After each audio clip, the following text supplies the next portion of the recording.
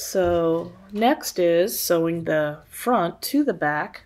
So here again I have the front of the body, and the legs are folded up, and the edges of the legs and the front of the body are sewn together right here. Have the good sides of the fabric touch each other, so they're facing one another, and the wrong sides, that's the white side for this particular fabric, on the outside. Line up the bottom of the middle seams, pin them together. Okay. So it's really important to make sure lines match up and they're not crooked, because those will be noticed, especially on large areas and areas like the face. We already sewed the bear's face, and if those seams didn't match up on the face, that would be the first place that people would look at, is the face of the bear. Over here on the side, I see one triangle, so there's got to be a matching triangle on the other side of the bear. So I do see those two triangles, so I match them up and place one on top of the other, and then put a pin through it, through the triangles.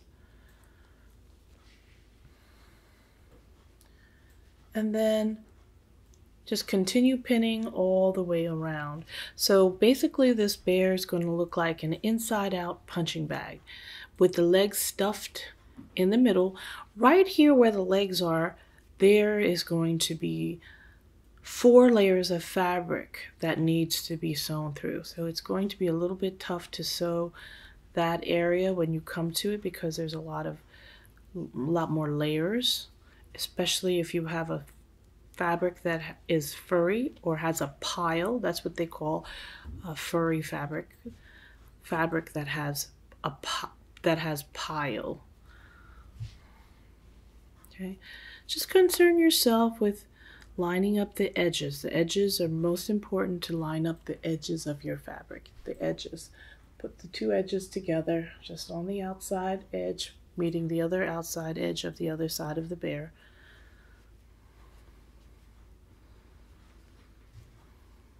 Okay, I'm finishing up pinning one side, and then I'm going to finish pinning the other side.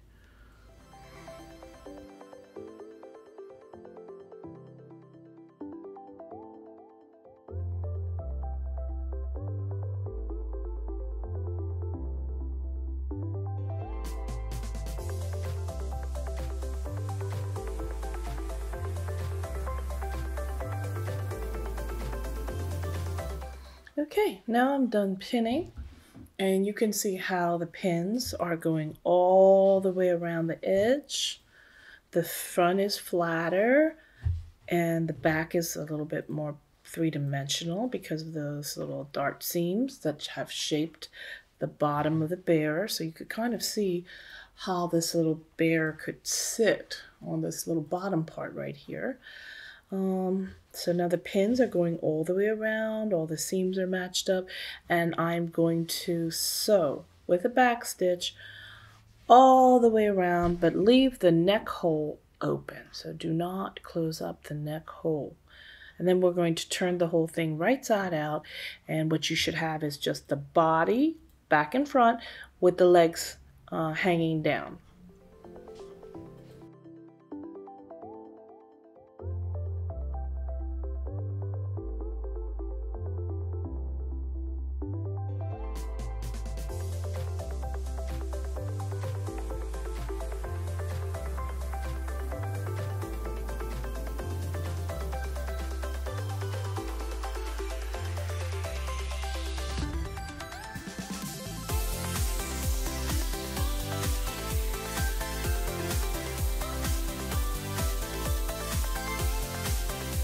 Okay, I've sewn the body front to the body back, and now I'm ready to flip the piece right side out to see what it looks like.